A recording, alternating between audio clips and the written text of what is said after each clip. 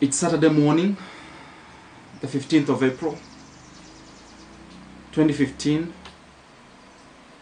It's about 6 o'clock in the morning here in Kigali, Rwanda.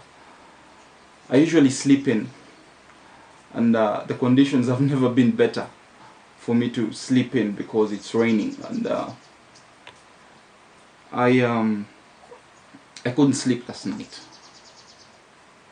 Simply because before I went to bed, I watched a video that I probably had no business watching, and it tormented me the whole night. I couldn't sleep, and it was a video of a bunch of people that were put together, tied up, including a child, and they poured petrol on them, and they were set ablaze.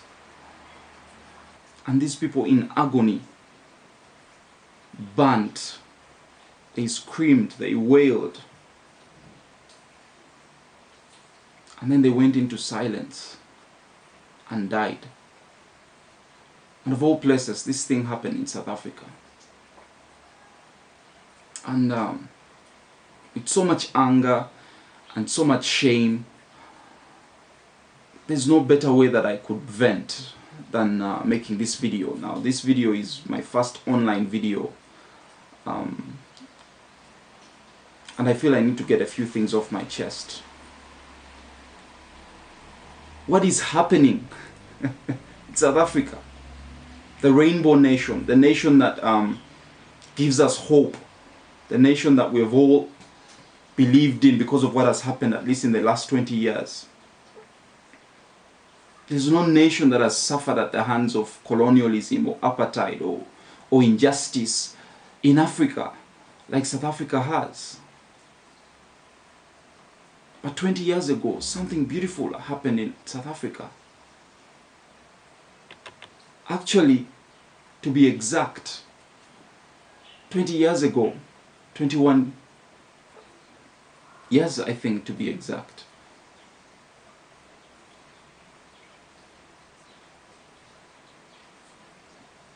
you see, last week in Rwanda we commemorated 21 years of the genocide. And 21 years ago, the most gruesome, the most sad, the most tormenting thing happened. The fastest genocide in the history of the world happened here in Rwanda. And we witnessed neighbor butchering fellow neighbor, people killing themselves in the most heinous ways that you can ever imagine. Just last week we were commemorating that. And you know what I just remembered, and I said, isn't it 21 years ago that South Africa, actually the same period, because it was May the 10th, that in the history of your country, one man, the first black president, stood up, I think it was in Pretoria, I don't know, held up a Bible, and he was sworn in as the first black president of South Africa. And actually at that time, the entire global media, all their lenses were faced in South Africa. That's where their attention was, because something was happening in the history of South Africa that caused triumph and joy, not only shared in South Africa, but the entire Africa. But on the May 10th, about 300,000 Rwandans had been butchered, and 700,000 were yet to be butchered. And it is actually said that if it wasn't for the media attention focusing on South Africa because of the good story that was happening to South Africa, probably if that media attention had been focused on Rwanda, we would not have had as many people killed as they were. And the week in which we commemorate, the week in which we remember, South Africans are turning against fellow Africans. And the crime that these Africans have committed is simply because they're foreigners. And I'm wondering what is going on in South Africa. And I really understand that this is not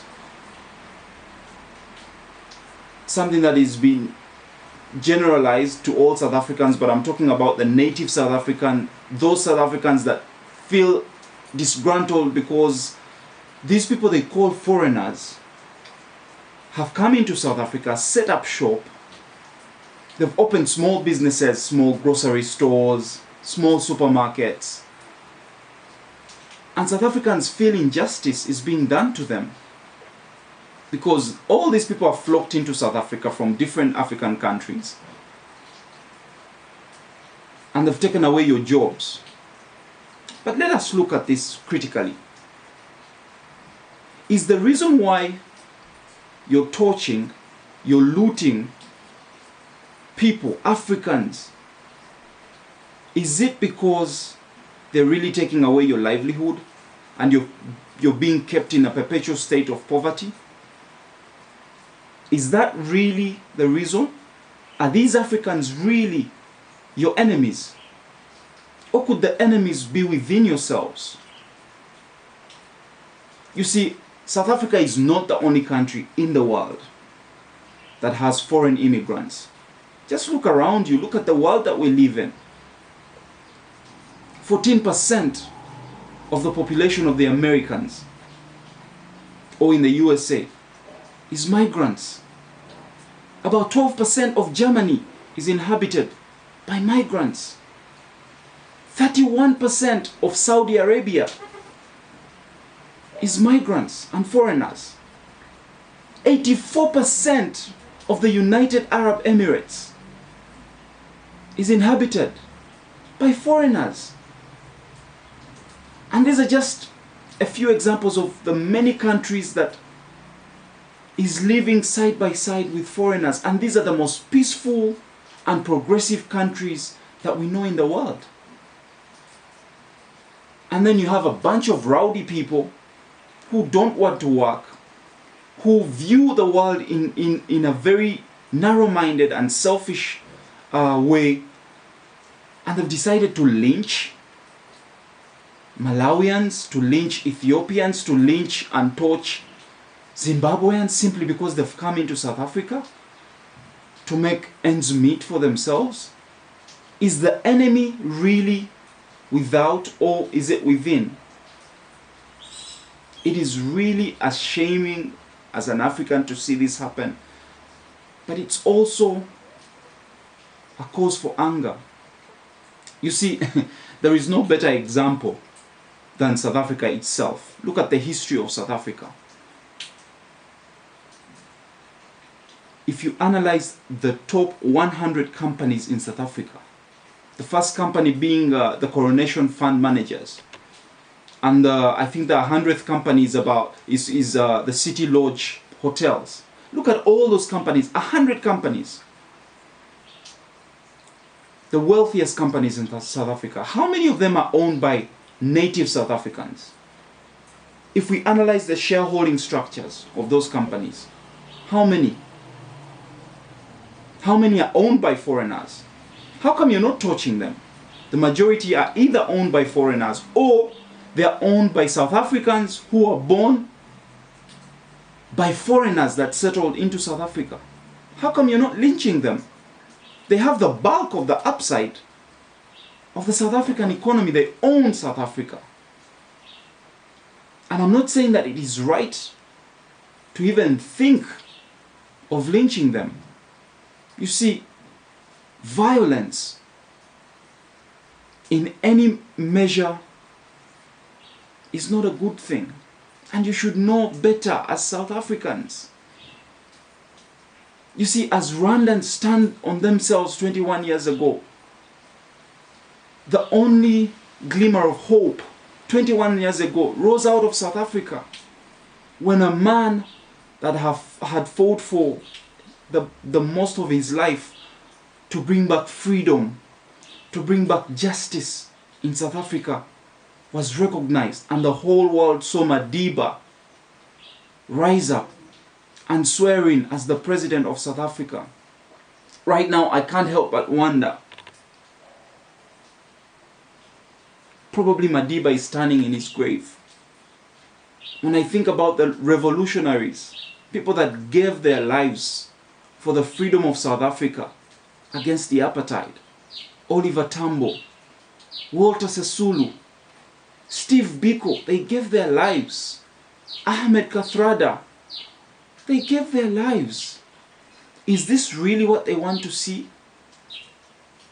And the current leadership of South Africa, people that we look up to, people that we, whose words and whose leadership is supposed to guide the nation of South Africa. One is either they are silent and apathetic, or two, they are making statements that are inciting violence.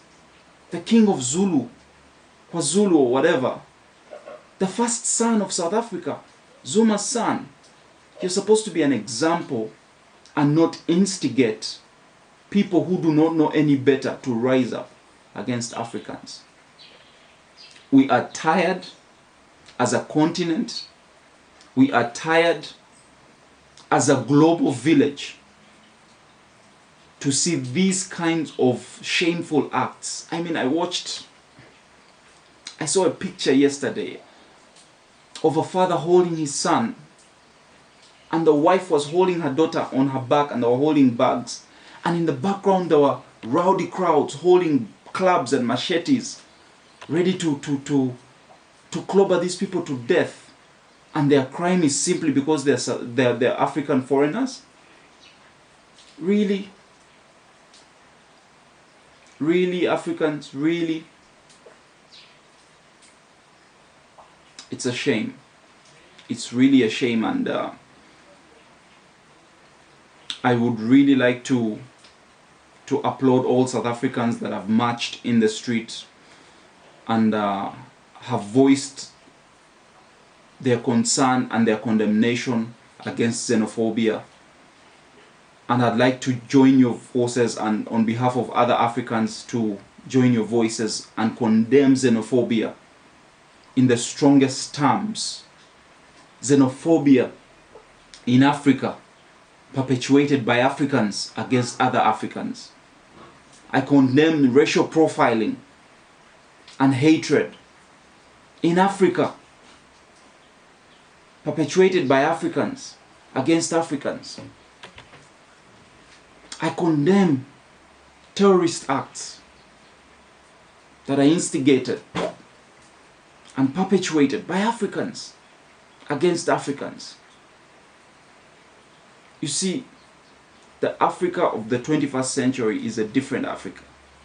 We are more aware of where we've been. We are more aware of where we are as a continent, and we are more aware of where we are going. And we are tired of fellow Africans dragging us back. You see, a couple of decades ago, a century ago, 2 centuries ago, we were defenseless. We were harmless. And things were done to Africans that we will never forget, but we've decided to forgive and move away from. We faced injustice at the hand of colonialism, at the hand of slavery, and we were helpless. And let it not be right now that Africans are doing the same things to fellow Africans. We should know any better. So, really, this video is just from my heart, and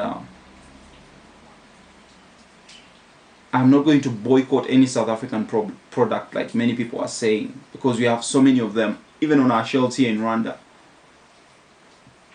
Because a small minority of disgruntled South Africans ignorantly are seeing things in the wrong light and are deciding to kill and loot the property of other Africans simply because they've settled down in South Africa.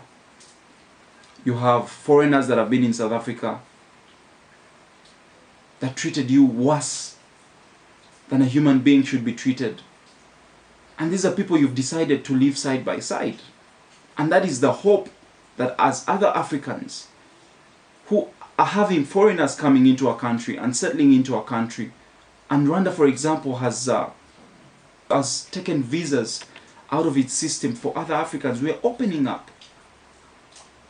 And we see the advantages in this, the diversity that comes into so many people being in a cosmopolitan nature. And with good leadership, good rule of law, and a sense of unity, having foreigners and immigrants is actually a good thing than it is a bad thing. So fellow Africans and those South Africans that might watch this video, we have hope in you. We've always have. Please do not make us feel ashamed to be African. We want to grow together. We want to build this continent together. And want to create a future for our children that will be much better than the Africa we found. And this can only happen when we rise up and unite and be brothers and sisters. And not hack our very own children. And not torch our very own African citizens simply because of jobs. If we went out and worked hard, we would make it happen for ourselves, and we would live side by side together. You see, it is Madiba who said that there's no human being who is born with hatred. Human beings are taught how to hate. And because they are taught how to hate, they can be taught how to love.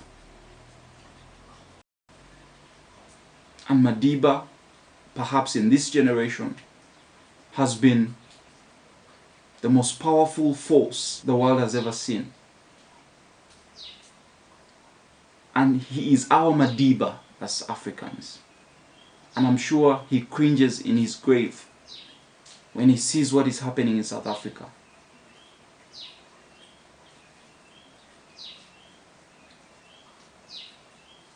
I have hope in Africa. I have hope in South Africa. And I'm grateful to the South Africans that have stood up fast and condemned this violence. And as an African, I raise my voice to condemn this violence. And I hope that we can rebuild this continent together for the better. Thank you.